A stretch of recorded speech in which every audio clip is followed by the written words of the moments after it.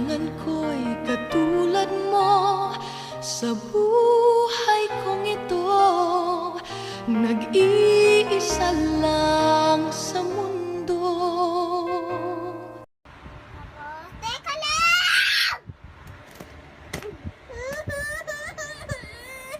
Sorry na! Ang hirap mo bihisan! Mami, ako pa kasi pinabihisan mo. Tamad mo talaga eh! Hi sir, ano pong kakainin nyo? Ikaw.